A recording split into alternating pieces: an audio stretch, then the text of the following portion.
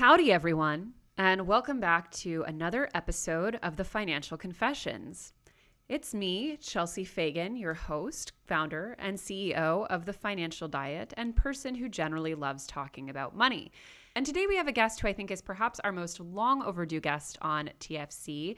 She is probably the first person that Lauren, my co-founder, and I made friends with in the personal finance community when we first started dipping our toe into this community. Let's just say that we were not ideologically or spiritually aligned with most of the people that we met. And Erin was, I spoiled it. Whatever, you guys, if you're clicking on this, you read the title of the podcast, so you know exactly who this is. Anyway, but she was one of the first people that we met that we felt like, wow, this person is interested in money as well, but is also a cool person and generally has good views on things and doesn't believe that the answer to all financial problems is to work yourself to an early grave. She is also the founder and owner of Broke Millennial, which is a personal finance brand and media company that publishes books, articles, videos, podcasts, basically everything around the topic of improving your relationship to money, obviously by the title geared toward the millennial generation of which I am a part. She is also a personal friend, newest resident of the Upper West Side, which is very exciting, and someone who I know you guys have been dying to see on the show. So without further ado, let's get right into it and say hello to Erin Lowry, aka Broke Millennial. Hi, Erin. Hello, it's great to be here. Oh my God, we're so overdue. How are you? Mid-move, as you mentioned, coming to the Upper West Side from a decade now in Astoria, Queens. So a little bit overwhelmed with things in life, but overall good. Very exciting. What sparked the move? Well, prices are way down because of the pandemic. So that would be thing one. And somebody asked me that the other day on Instagram. I guess for me, well, first, Astoria specifically is the longest I've lived anywhere in my entire life. New York is such a big city, and it sort of feels like you're doing it wrong if you spend your entire tenure in just one neighborhood. So that was a big part of it, is we just sort of wanted to mix it up. So you are in the midst of promoting your brand new book, a, a life I know well and good, which is primarily centered on money and relationships. Is that fair to say? Yes, completely centered on that very topic. Why? What made you do it? Good question. And I need a better elevator pitch because obviously I keep getting asked this. And book one is obviously the, stop scraping by, get your financial life together 101 primer. Book two is exclusively about investing. And I did really start to notice the direction of questions I was getting after, like, you got it together, you started investing, between reporters and then just people generally, between my email inbox and Instagram. It was all emotional based questions about, anxiety with different financial situations with friends, or anxiety about supporting family members, or how to navigate conversations with a partner. And then I also included a section about work, just because negotiating, talking salaries, that's all super critical. And fundamentally, I've really come to believe that we can do all the quote unquote right things for building our wealth, building our own financial house. But if you can't set healthy boundaries and communicate about money, it will continue to be a very intense pain point in your life. And that's really what I want out of this book, is for people to have, there's actual scripts in it, but for people to have ways to have these very important, healthy conversations about money, especially with folks who are a little reluctant to engage with you in the first place. We all, I feel like, even if we're not super versed in finance as a topic, pretty familiar with the idea that money is the primary stressor that leads to separation and divorce.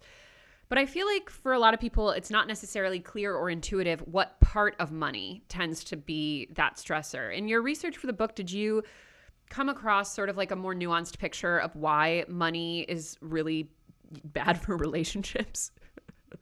It's going to sound kind of like woo-woo to people, but it's because of your personal emotional relationship with money, and then who you partner up with emotional relationship with money. And that is what causes so much tension in relationships.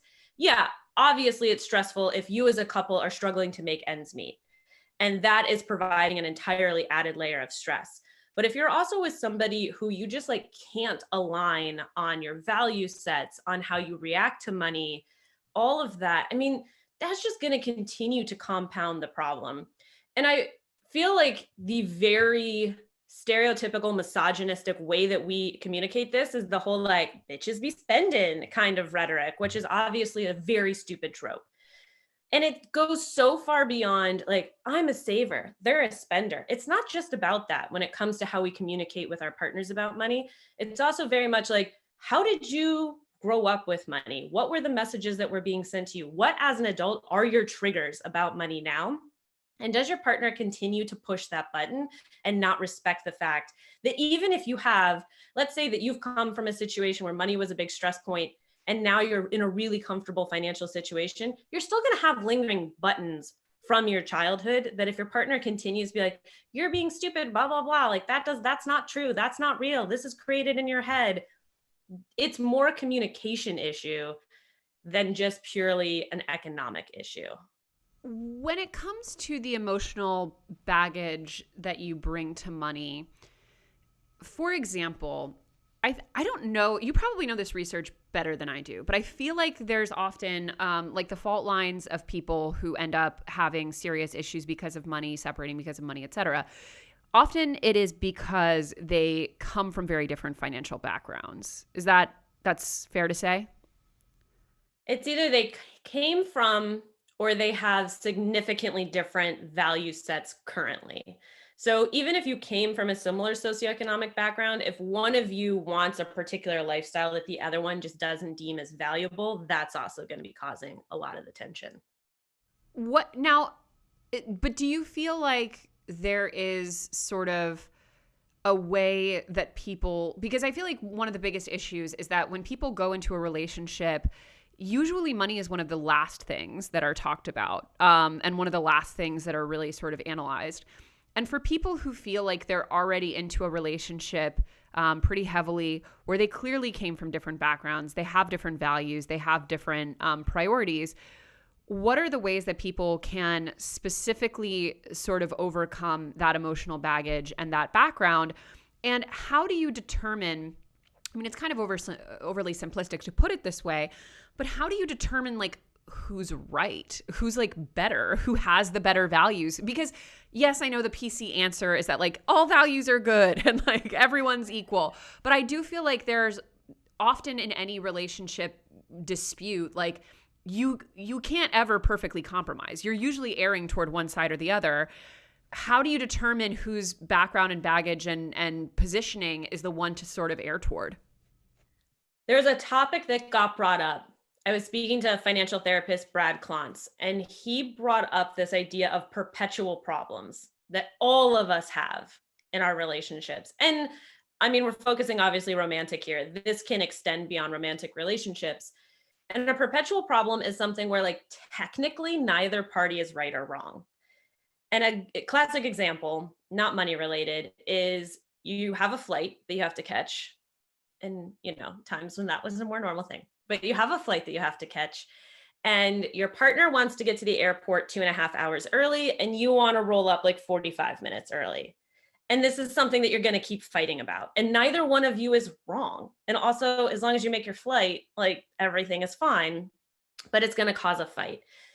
That is something that I see as an undercurrent for a lot of people when it comes to money disputes, is when there are times mathematically one person is correct. That could be, hey, my partner doesn't want to invest. They have a very intense, almost like hoarding mentality around money. All they want to do is put it into savings.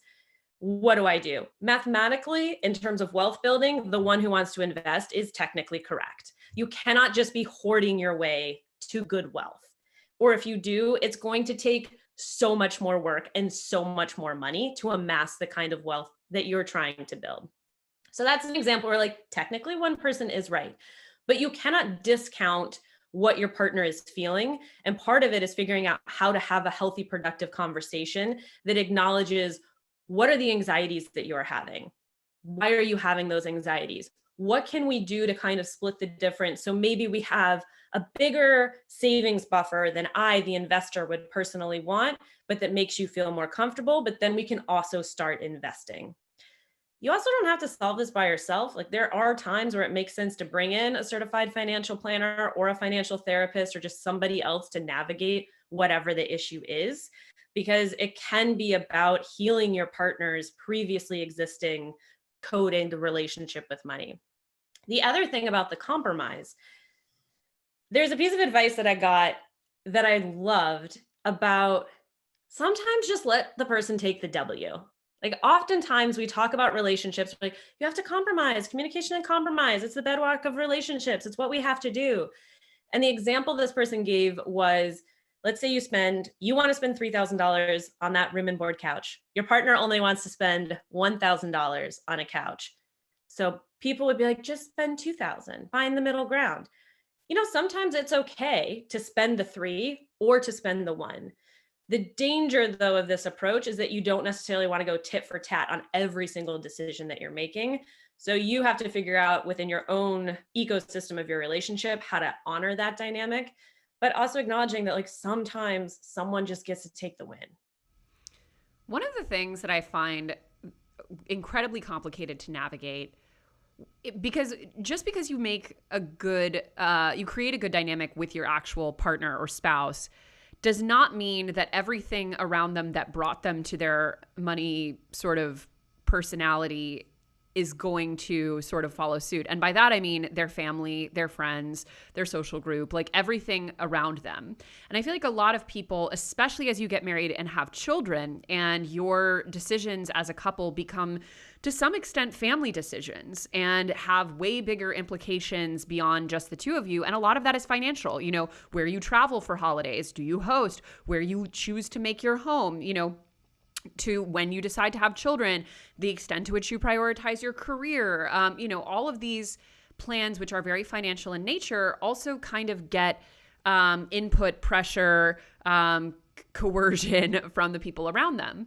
And I have to imagine that a lot of the reason that financial problems can be so difficult to solve is because of that sort of dynamic where just because it's okay between the two of you doesn't mean that everyone else is kind of so healthy. So how do you recommend people deal with navigating the financial pressures and influences and baggage that are brought by their in-laws and their own families and the community around the couple? I feel like for everybody watching on video, you can see my expression and reactions to all of this. Ooh, I have a lot of feels about this because like everyone, it's something that I go through. I am married.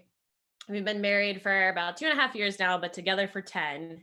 And we have very different feelings because this is the one I like to go off about weddings. That is one area where we have very different emotional reactions to the situation.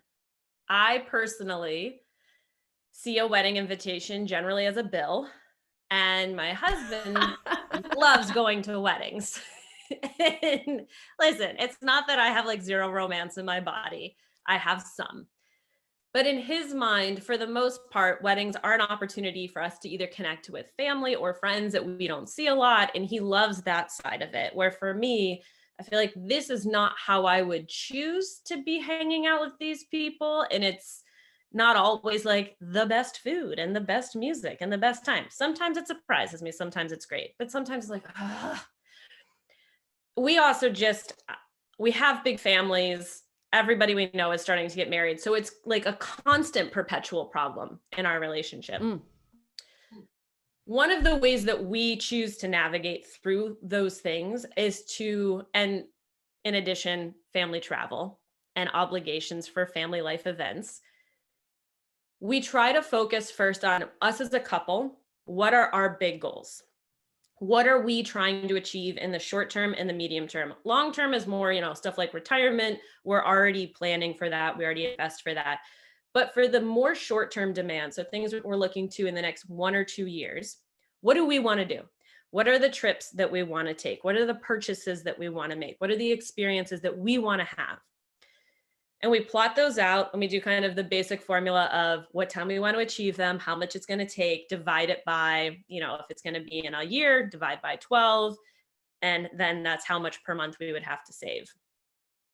We do this because that way our bigger focus is what we want And then we figure out how to fit the other pieces of the puzzle in. So if we know that like our families want to take a particular kind of trip one year because they want to do a family reunion, and we have a good sense of how much that will cost, well, then how does that fit into the larger pieces of what we're trying to achieve? This is not a flawless system, mind you. Like, there are plenty of times that we have gotten into big old fights about, I don't value this, you value this.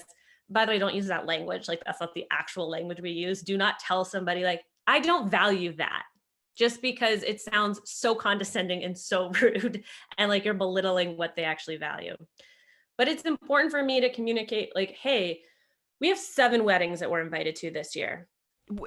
Did the people even know that they're going to be vaccinated at that time? Like, how are you planning for 7 weddings in 2021? Because a few of them rolled over from 2020 for both health reasons for some of them and also financial reasons. We're not going to all of them, but this is not the first time we've had 7 wedding invitations in a year. So a big part of it is figuring out, who do we flat out say no to, and how do we properly say no? Who do maybe just one of us instead of both of us having to go? Because if both of us go, that's 2 plane tickets plus food plus having to put our dog, in doggy daycare. Expenses add up. So sometimes we just deploy one of us instead of both of us going. And then there are ones that obviously it's really important for both of us to be there. We also get like pretty harsh about all the lead up stuff. Like, we're not going to everybody's engagement party, bachelor, bachelorette party, bridal shower, and wedding. I'm just using weddings because they're such a low hanging fruit, but everybody has versions of this. So it could be, you're the only one that doesn't live near all of your family members. So every time there's a niece or nephew birthday party, mom and dad birthday, anniversary, you're getting pressure to come back. And that's just not realistic. It is so important within the ecosystem of your relationship that you figure out how to prioritize what is important to the two of you, and then how to work other things into that equation. And that you don't have to do all of the things, even though it might feel like you do. And give your parents or your siblings or your best friends the context about the why. We love you, but we're currently trying to save up to do a 6-week tour through Asia in 2 years. So we are really focusing our money there. Instead, could we, and then give them a counter offer. I agree. And I feel like also, both with this situation in particular, because so much of how we spend money specifically as a couple, not we, my husband and myself, but just any couple generally, is about that social pressure and about that sort of impetus to please everyone, accommodate everyone, etc. And so I feel like a big thing that we all kind of have to come to terms with is that, well, we have to have a very firm, clear, empathetic, but unassailable no. Just like, it's a no, and there's not going to be a whole lot of back and forth about it, but I love you, and the no is not personal. The no is not an attack or a judgment. It's just it has to be a no for me, and there's just kind of not a whole lot of emotion about it, and then beyond that, I think there's such a freedom that comes with understanding that, like, sometimes people are going to be disappointed with you or frustrated with you or annoyed with you, especially when it comes to choices like this. And you just kind of have to fundamentally be okay with that and know that that's not the end of the world. And that's not the same thing as a real problem that needs to be addressed. Like, your mother-in-law might be annoyed with you that you guys didn't fly across the country to go see them during COVID. That's okay. You have to be okay with your mother-in-law being annoyed with you and not give it the same weight that you would give an actual financial priority or an actual problem that needs to be solved. And I think there is that feeling of, eventually people will only kind of cross your boundaries and disrespect your choices to the extent that they feel that they can, to the extent that they feel like it gets them somewhere or that it can possibly be wiggled with. So I do feel also that by having that strong no, you can start to create a situation where people aren't going to be guilting you or passive aggressively commenting toward you or making these sort of digs, because they know that it doesn't get them anywhere and that it's not going to have an impact on that initial no. But I think especially for women, that can be very hard. Oh, it's very hard. I also don't see any problem with giving like full financial context of certain things. I know a Totally. lot of people don't want to talk in real numbers, but there are times when that's a really helpful tool. And I say that because people really only know their lived experience, right? So if you've never had to consistently rent a car to go visit a family member, your family member doesn't necessarily know how expensive that can be. For us, that is something that we had to share with my in laws at one point in time because they all live in the same area. We actually own a car now, but for many, many years we didn't. And we, every time we were coming to see them, we would either fly or if we brought our dog, we would have to rent a car. And, we didn't have car insurance. So then we had to pay for the car insurance. But it just got very expensive. So just the act of renting the car to come up to see them for Thanksgiving, especially holidays, would cost like $650 or $800. And that's on top of whatever expenses are when we get there. And I know in their mind, they all own cars. So to come to New York City is not that expensive. So like, well, it's not that expensive to come up here. So at one point I did sit them down, like, just so you know, and I'm not trying to make anybody feel bad, but it is about $650 for us to come up for these weekend trips. And I just want you to know that so that when we do sometimes push back on costs of things, you have context of how much it is actually costing us. I do think that that is sometimes an important thing to do. Or if you're doing a, group family trip or a group trip with friends, setting your budget. I would love to come, but I can only afford to spend $500 on it, all in on this thing. Very important with bachelorette parties. So being able to set a max limit Bachelorette that you parties. have. And yeah, sometimes that's going to anchor people to a certain price point, or it's going to mean that they have to assume a little bit more cost, or it's going to mean that maybe you reconfigure the original plan. But whenever you do that, whenever you do set those kind of firm boundaries, if you still want to participate, make sure you do it early. This is not something that you're doing like the week before the trip is supposed to be happening. My husband is so aspirational in this regard because that man truly does not give a you know what about anyone else's opinion with his decisions. Like if we opt out of doing something and I'm like, but my aunt is so upset with us, he's like, this is not my problem. Like I am not responsible for your aunt's emotions. Like just completely. And the thing is that like he'll always be polite and he'll always give, that context, whatever it might be. But like beyond that, he's like, I can only do that. And if they're pissed at me after that, that's really not my issue, which I do feel I want to like get more toward that place because I do think otherwise you're constantly you may still yet make the decisions that are right for you financially, but then you're also burdened down with other people's judgments of it, which is so extra and unnecessary. It is. However, I do want to give a shout out to anybody listening who either has anxiety or is partnered with somebody who has anxiety, because that is also where you can see people start to loop is the idea of letting someone down, or if somebody's making those passive aggressive digs, you might be able to stand really firm in your feelings, but your partner might not feel that same way. And it might send them into a bit of an anxiety spiral, which then you're going to have to, I don't want to say deal with, but you're going to have to be part of that journey. So it also is figuring out how to set those boundaries for both of you. And for the one who does have anxiety, having them learn healthy coping techniques for both managing it, but learning how to set those boundaries. And I would also say in some cases, again, communicating that like, hey, when you talk to me like that, mom, dad, sibling, friend, it makes me feel really upset and anxious. And I just want to express to you like what this does when you make those kind of snide comments. Totally.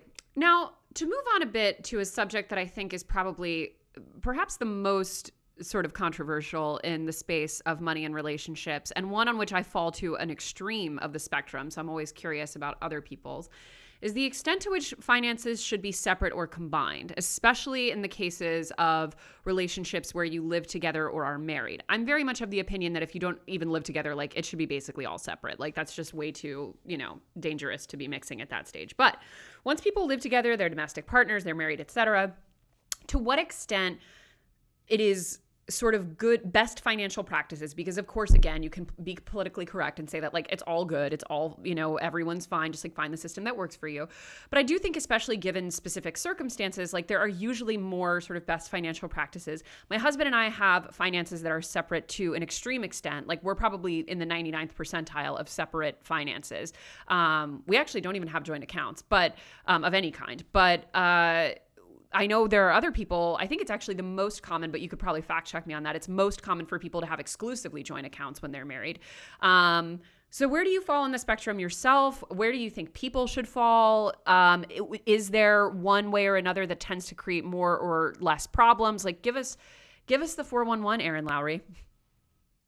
Well, the traditional rhetoric is totally joint when you're married because you turn into an amorphous blob after you get married and you're basically just one human. And if you can't tell from my tone, I think that that's stupid. So if you want to bank jointly and that works for you, great. My issue with it is that the rhetoric around it assumes that if that's not what you do, it's because you don't love and trust your partner enough or you're hiding something. And I just want to clear up real quick. There's plenty of financial abuse that can happen with joint accounts. Having a joint account does not preclude you from having somebody have a ton of control over your life. In fact, I would argue it enables them to have more control over your life because they can easily drain an account without your consent. And I also say that because I fully believe you should not at all merge your financial life with somebody else until you are legally connected to them, i.e. marriage. And I say that just because, again, if you let's say you put all of your money in a joint account, but you are not legally married, they can drain that account. If something goes wrong, and let's say you break up, let's say that you did something to cause the breakup and they're mad. If their name is on the account, they can go to the bank and drain the money. They legally are allowed to do that. You can take them to small claims court to duke it out. But having to go through a divorce is a very different situation than having to prove all of these things about your relationship and take them to small claims court over the fact that they drained a joint bank account.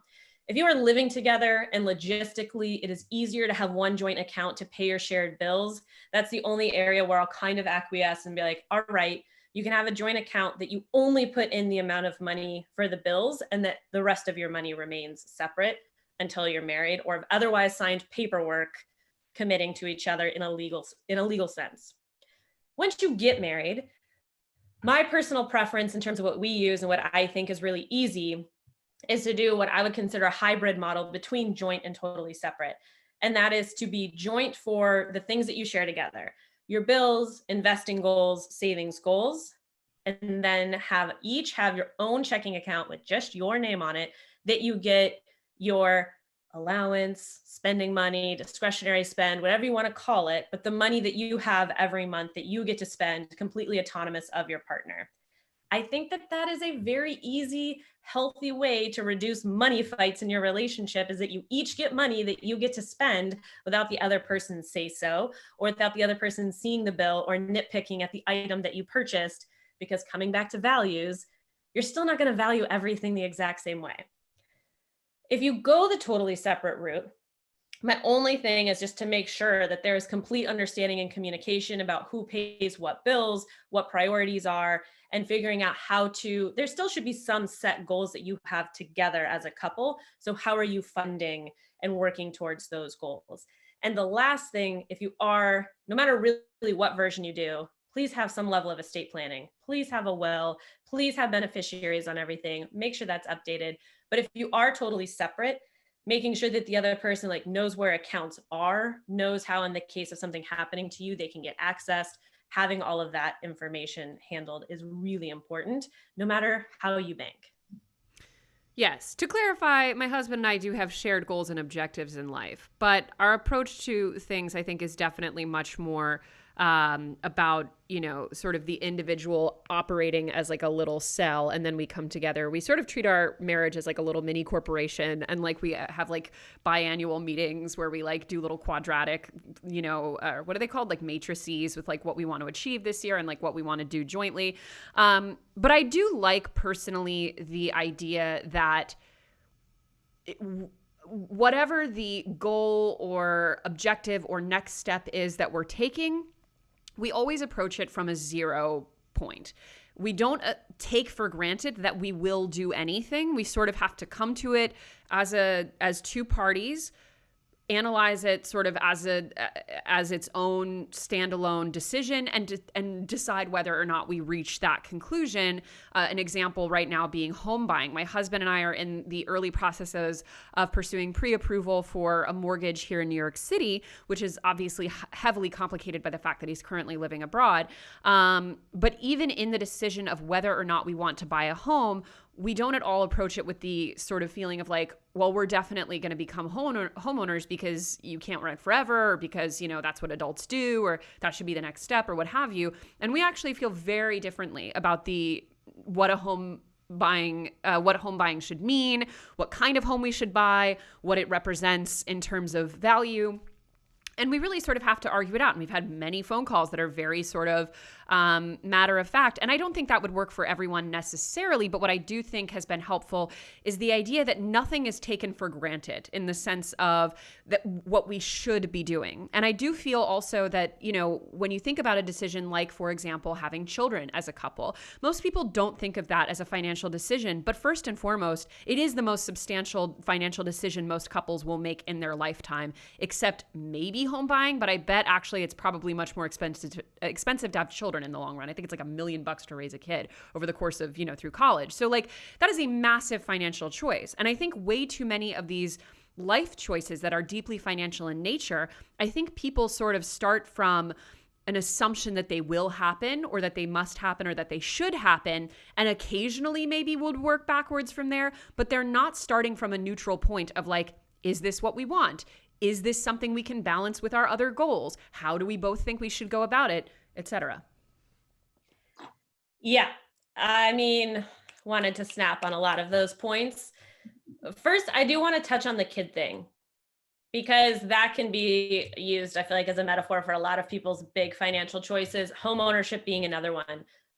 One of the things that I like for people to consider that I don't think happens enough is you can start to save for a goal that maybe ends up not happening, and then you just redirect that money elsewhere. And for me, kids are a perfect example. I am still unsure on my decision about whether or not we are going to have a child. And I say my because yes, it's a we thing and it's a couple thing. He's definitely team baby. I am team, I'm not entirely sure yet what I want. But what I like is the option to financially be prepared to make the choice. So we have a sinking fund that we have created that is specifically for a kid. And every month we put a little money in there. And that fund exists because it's based on a many years timeline from now. And it exists because, hey, if we decide to have a kid, then great. Financially, we will be good to go for the pregnancy portion, not the entire life of the kid at that point level money, but we'll be ready financially to get pregnant.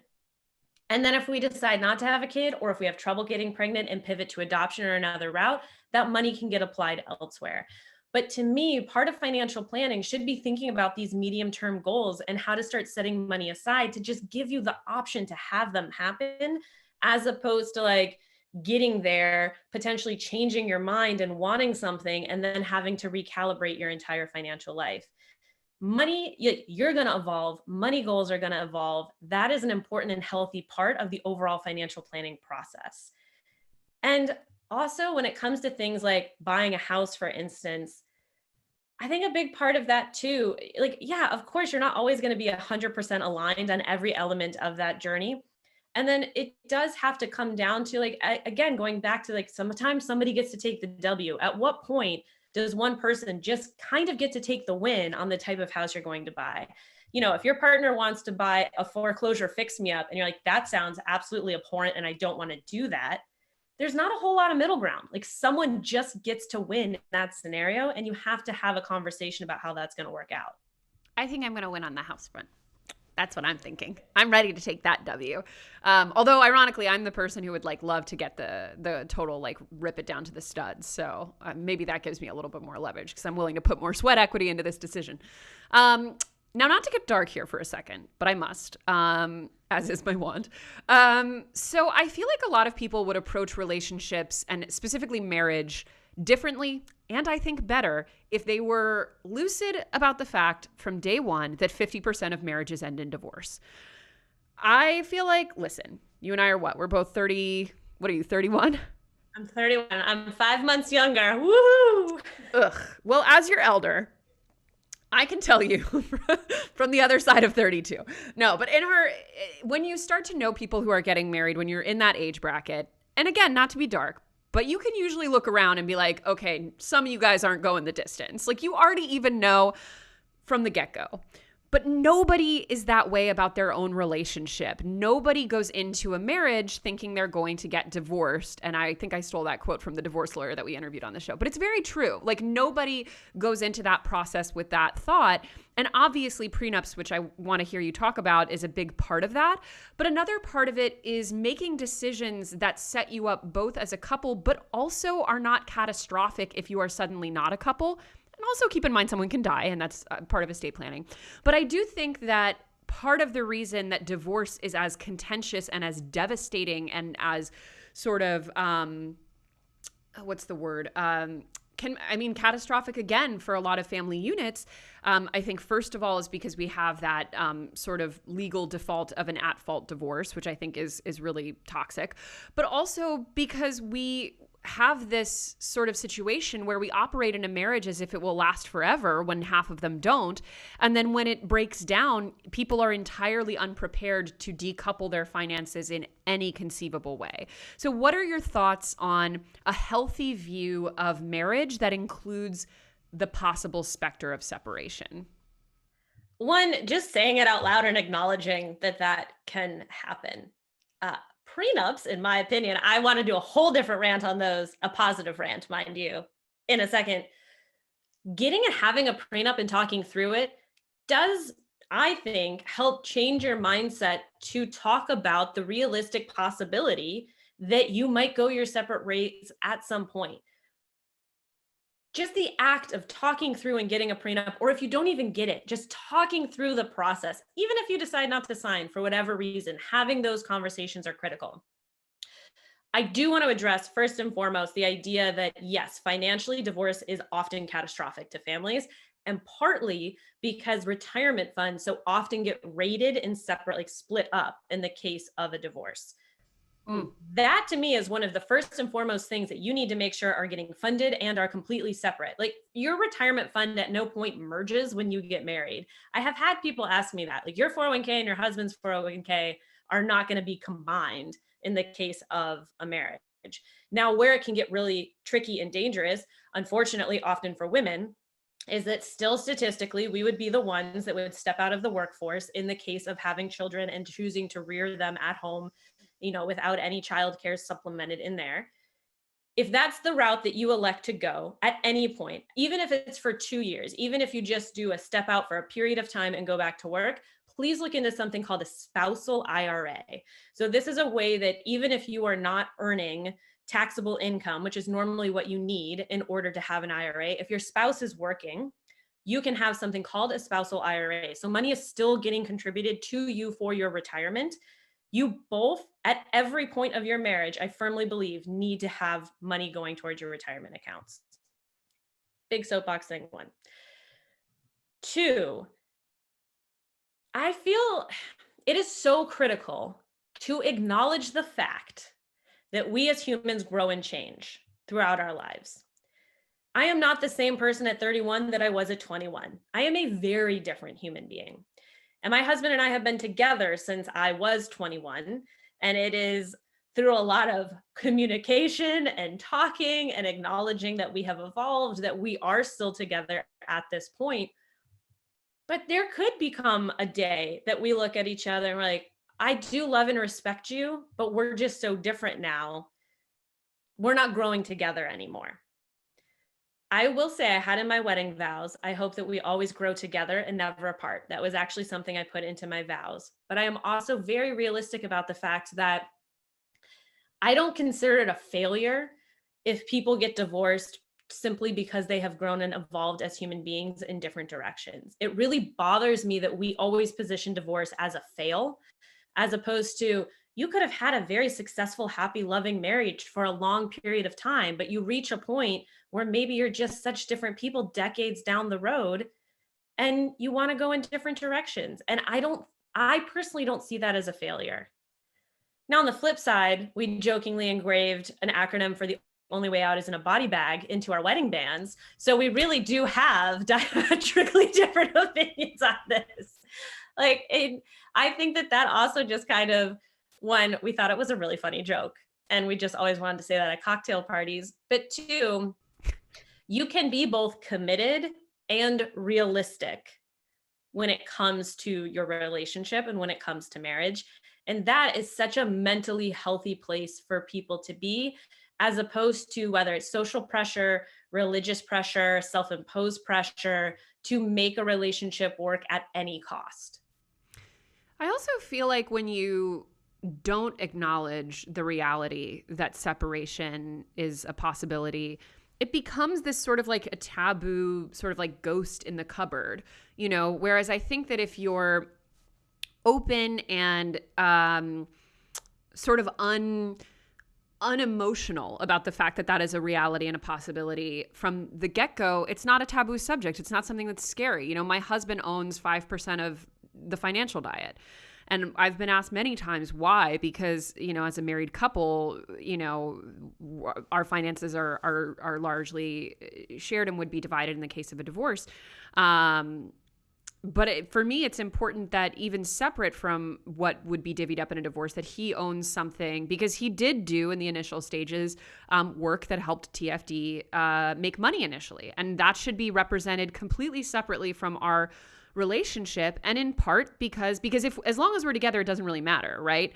But if we were to separate, that 5% is totally his, and then from there we'd separate out the assets accordingly. But by just acknowledging it up front, I think what it does is show respect for the person as an individual, with or without you, and say, and it says, even if I'm not in your life, I want you to live the life and have the things and have the security that you deserve and that I would want you to have if you were with me.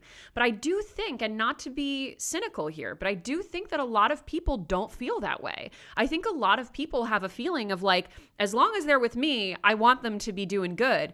But if they're not with me, they can rot, like they can go, starve basically. And I think people have a hard time, once you are a married couple, really conceptualizing the other person as an individual and being able to empathize with them outside of the context of that marriage. Well, and that's one of the reasons I like a prenup is Right. because you are making a plan for a potential division of your assets at a point in time where you are cocooned in your little engagement love bubble and are going to be generous and kind and loving, and Yeah. also splitting things in a way that is equitable and not in a way that you're now in a contested divorce and somebody's being vengeful about something that has happened at some point in the relationship. I think there is also this delusion that people have where, well, if we were to split up, like, I know us, we would be, we'd go to mediation and we would be really kind and loving to each other. Okay. Like, No, it you wouldn't. depends on the circumstances of why you're getting divorced, A. B, I say this somewhat jokingly, but when it comes to a prenup, part of the reason I wanted to do it was to protect my husband from a potential vengeful version of myself. I don't think I would be like super chill in a divorce situation. Hell no. Hell no. I'm pretty self-aware in that way. So, hey, let's make these decisions now, because even if we got divorced, so much of what I have and built, even before we were married, which like technically I built myself, but let's also be honest that so much of what I built is contingent on both the emotional support that he provided, the like actual labor that he would pick up around the house and do that I then didn't have to think about, like other ways that he contributed to the building of what I was able to do. And yeah, he deserves some of that. So I wanted to create a situation that, one, did protect me in the future financially, but also was kind and loving and generous to him. And you're right. Most people kind of go into this being like, As long as you're with me, great. We can split things and things are great. But if you're not, I'm cutting you off. And you know what? You're sort of right in the sense that, like, I like to imagine myself as being, you know, super, what's the word, altruistic and, you know, really about my husband's best interest. But, you know, if he comes up to me one day and he's like, I'm leaving you for my coworker, I don't know how I'm going to be in that courtroom. Honestly, like, we're going to have to just, like, if it's not at murder, we're doing good. Like, just like complete break with reality at that point. And so it is for the best that you make these decisions when you're like in the honeymoon and you're like, you should have a castle. Like, mwah, like, I want you to have everything, you know, versus when you are at that place of like, something is being taken from you, and plus you've got lawyers, and lawyers make their money by you guys fighting each other.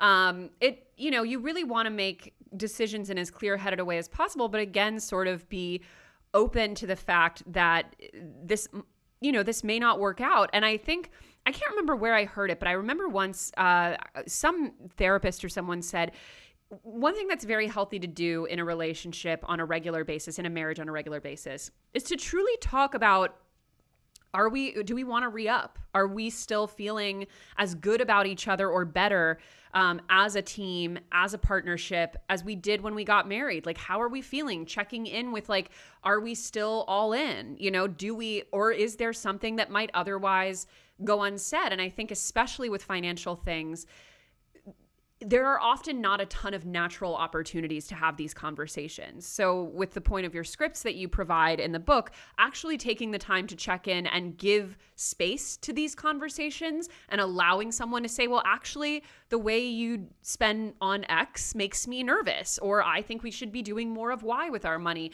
because otherwise these conversations likely will not naturally arise for years and years when the problem has had an opportunity to snowball.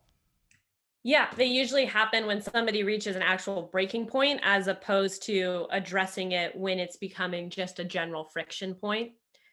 There is something about thinking of parts of your relationship as having terms and conditions. And you signed up for one version of the terms and conditions, but as life changes, do those still make sense? Or do we perhaps need to adjust accordingly? You can also get a post-nup, just throwing that out there, for anybody who either didn't get a prenup, or even for those. So I have a prenup, we have one. And there is a couple of different clauses in the prenup that even says if certain things change, we need to come back and readdress this and have a post-nup. An example being, if somebody steps out of the workforce to be a primary caregiver to children, the part of our prenup that says we both waive alimony in the case of a divorce needs to get readdressed, because that's no longer fair. It was fair in the ecosystem we were in when we signed it, but as things change, that no longer becomes a fair term.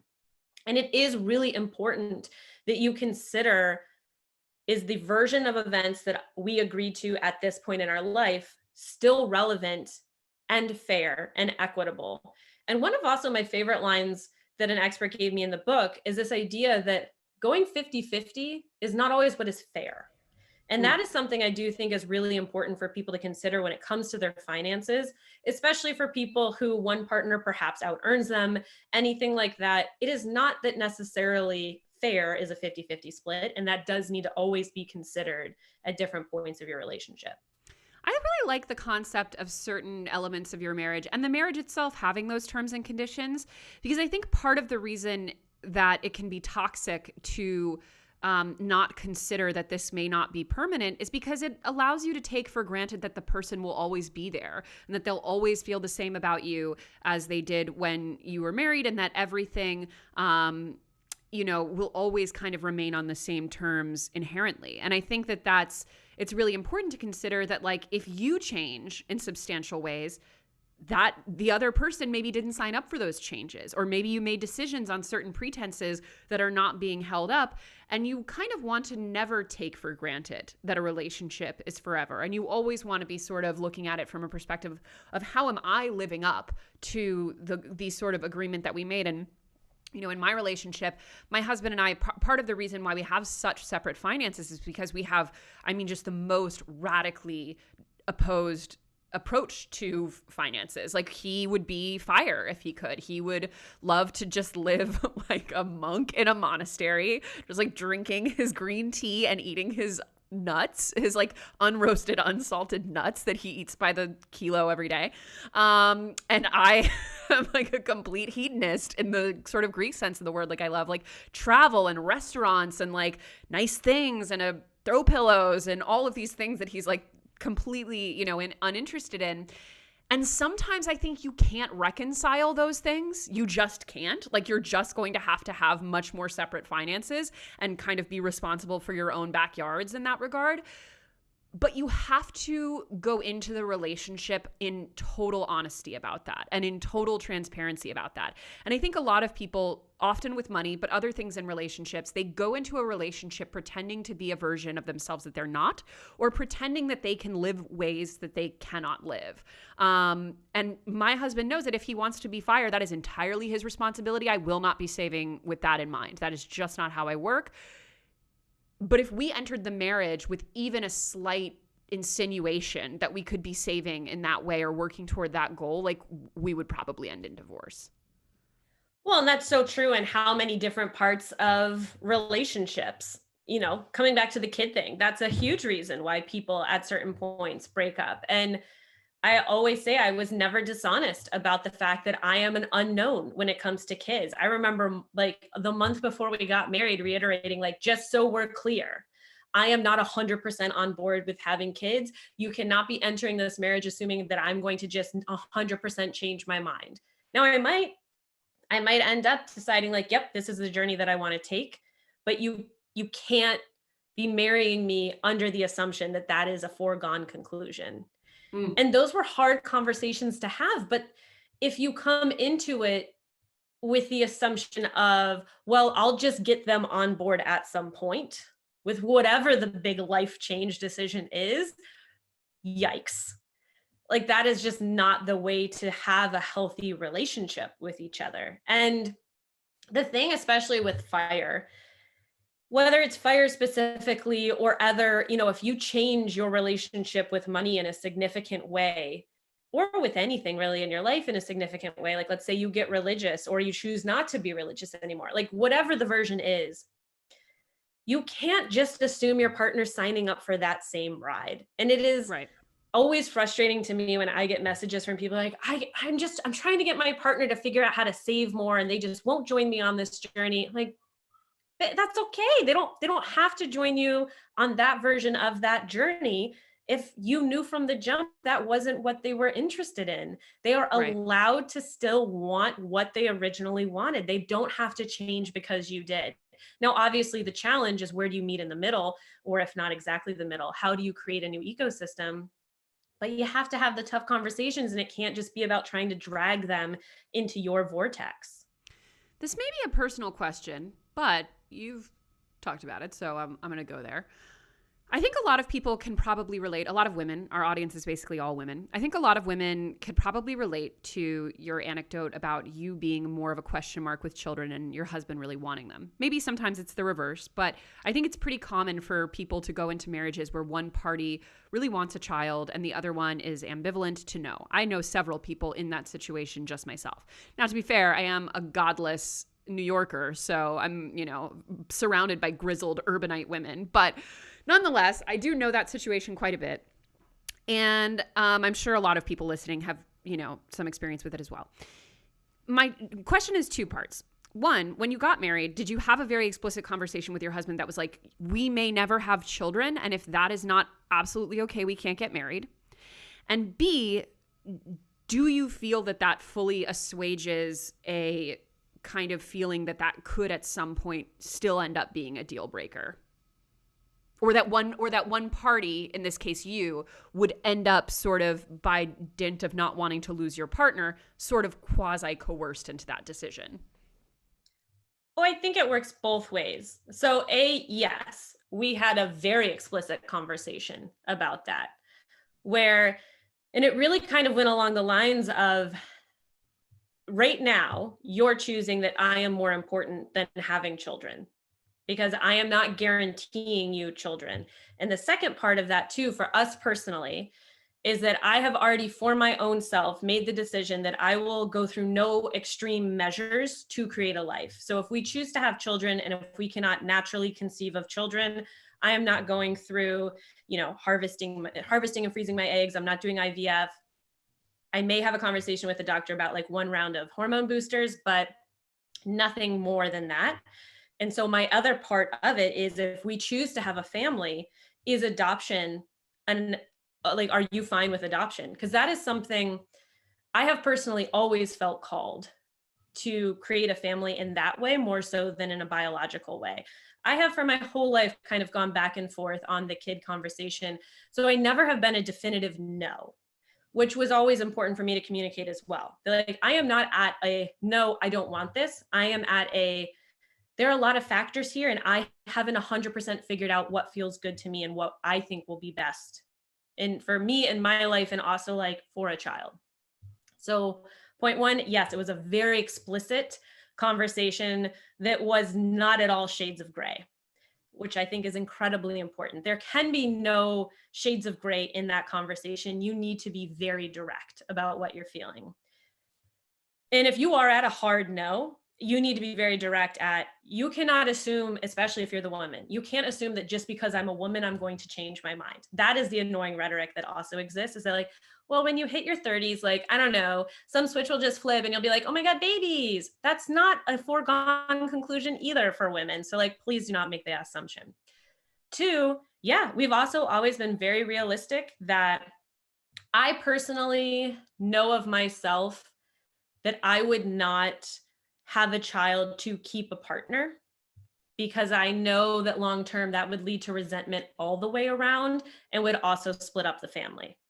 So either way, you would lose, in my opinion, because you're then going to be resentful, and that's still probably going to lead to a fracture of your family unit. I will have a child if I choose to want to have a child. But on the flip side, we have also always been pretty honest about the fact that, yeah, we also grow and change. And if it reaches a point in, let's say, 10 years, where at that point, pretty much donezo on the whole kid thing for me, at least definitely biologically, and also much harder to adopt as you age. And if it became a thing where he thinks like, I have to be honest with you, this is something I have to have in my life. I love you very much, but this has to be part of my life. Then yeah, that could lead to an end of our relationship. But that comes back to the terms and conditions, right? Like, you are allowed to change and want to modify the terms and conditions. And you have to communicate through that, because I also don't want to be, a 60-year-old child-free couple with one person resenting the other about it either. I would want to know at some point that if this is something you truly want, and if it's something that I've decided I truly don't, I love you very much, but we need to go find the people that are comfortable with those decisions then. Totally. And don't worry, if you guys end up having to separate in your 40s, we're going on the French Riviera. We're getting Aaron's groove back. We're going to have all kinds of fun. Just kidding. I love Joe. I'll be leaving with him. Anyway, so as a last thought, one of the things that I think often leads to a sort of that quiet accumulation of resentments in the finances of a couple, of a marriage, etc. And you were talking earlier about people reaching out to you and saying like, how can I get my partner to save more? Like, they're not doing what I want them to financially. I think that one of the dangers of having largely joint accounts is that once the money goes into it, it's no longer very easy to tell who brought what to the account. And there's no longer as much kind of autonomy over being able to set your personal boundaries. Because, for example, if two people in a couple are contributing to a joint account, and let's say every month there's $6,000 going into that account, and maybe they're both bringing half or what have you, any person can go into that account and do what they want with that money. And it becomes much more difficult to put boundaries around, like, we should be saving this much, because you really should only be ultimately, because everyone has a right to set their own boundaries. And you should be able to say, for example, we need to be saving this amount But if your money is totally amalgamated with the other person's money, you may not even be able to do that if the other person is spending up to a certain amount in their living costs. So I use the example of, for example, when we're coming to home buying, my husband has been very firm about, I will put this amount toward a mortgage. I could afford more, but I don't want to, and I will not put any more toward it. If you want a more mortgage than that, you have to make up the difference.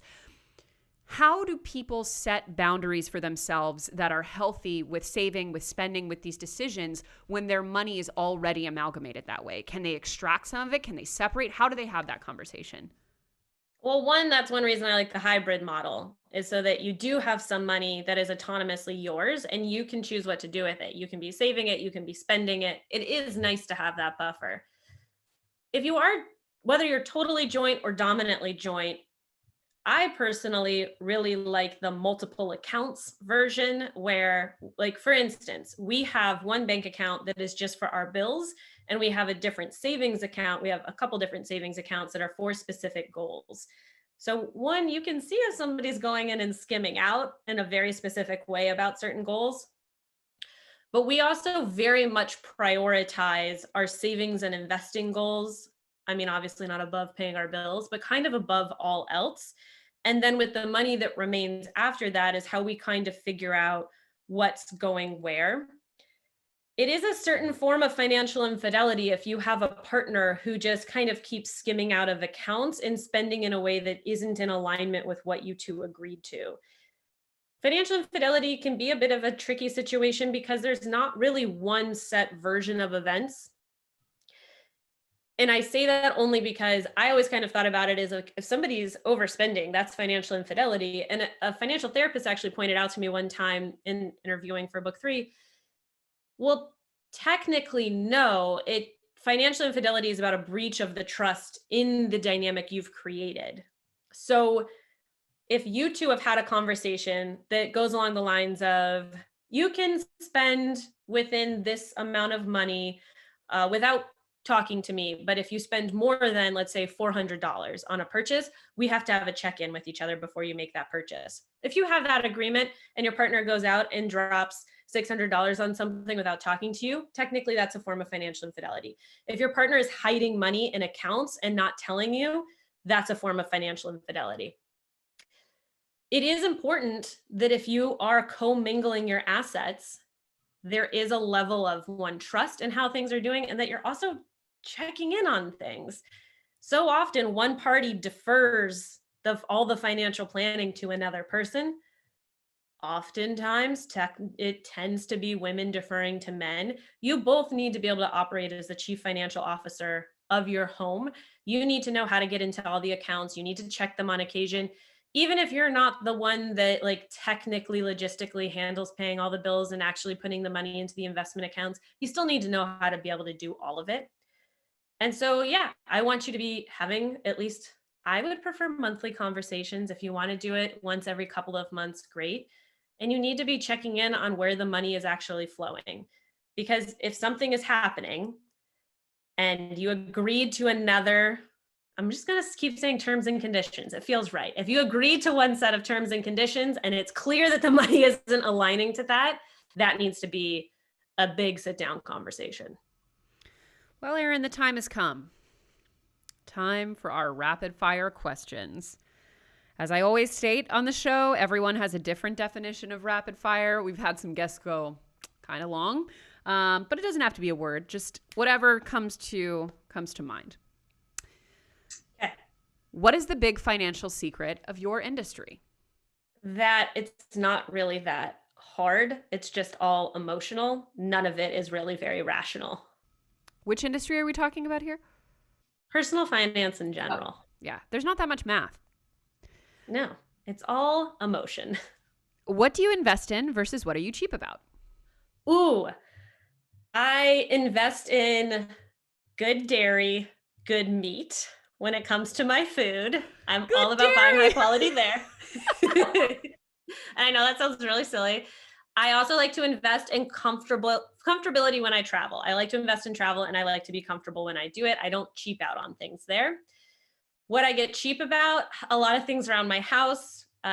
Chelsea can also attest. I am like a bit miserly about my heat situation because we have to pay for it in the current apartment I live in. So it's very cold in my apartment a lot of the time. Oh my God. But I will say I cannot relate to that at all. I've never been team put on a sweater. It's plenty hot in here, like every father in the world.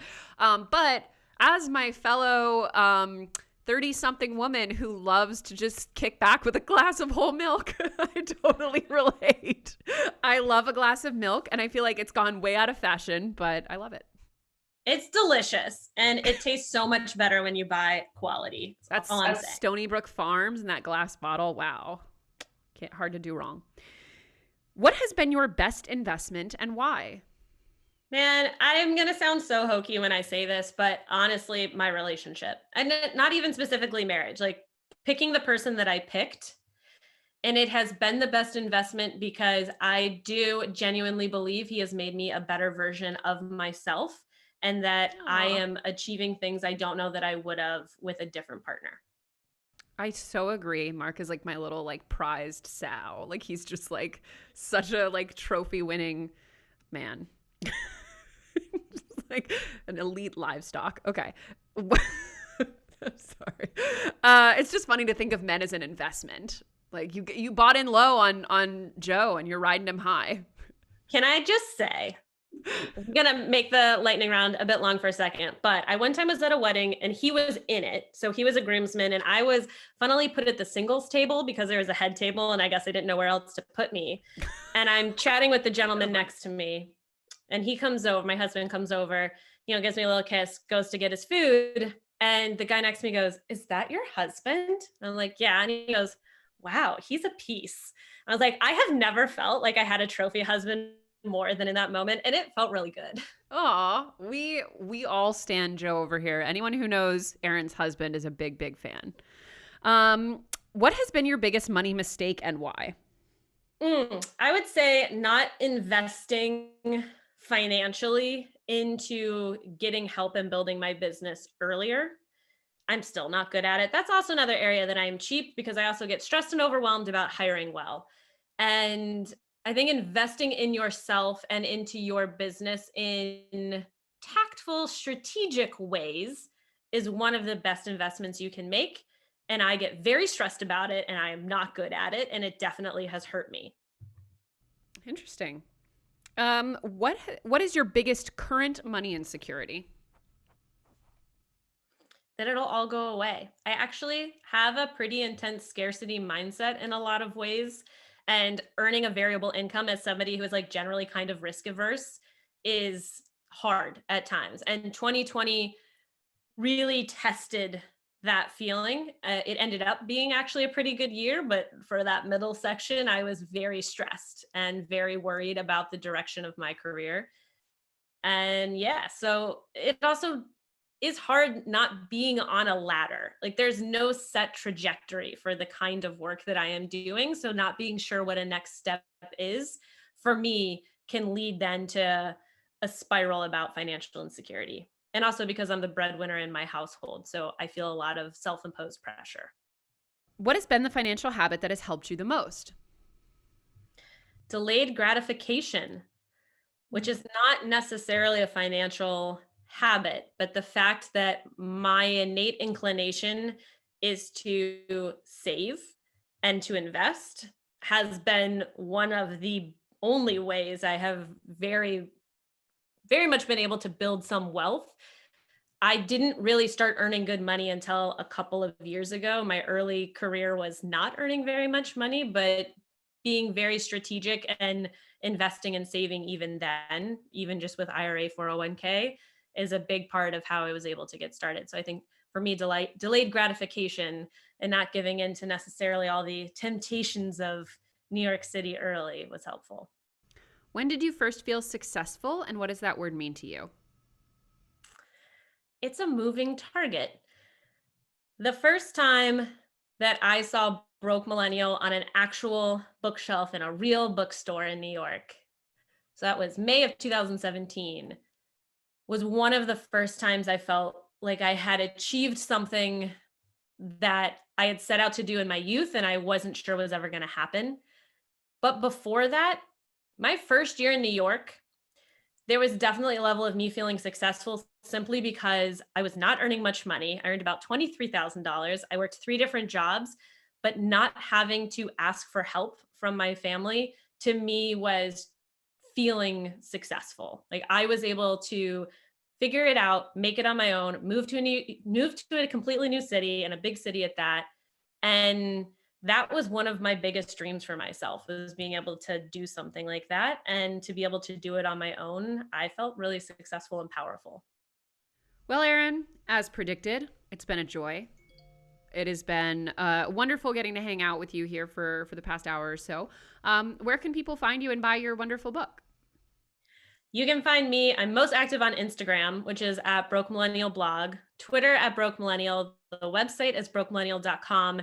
And all 3 of the Broke Millennial books are available wherever books are sold. But please, always like to do a plug to shop local, support your local booksellers. And if it's not in your budget right now to buy a book, please check your library. I agree. Come back to Twitter. We're all miserable. We need more company. I need to get better. All right, guys. Thank you so much for tuning in. As always, please go check out Erin and follow everything she does. Broke Millennial is the best. And we will see you guys next week here, next Monday, on another episode of the Financial Confessions. Stay safe, guys.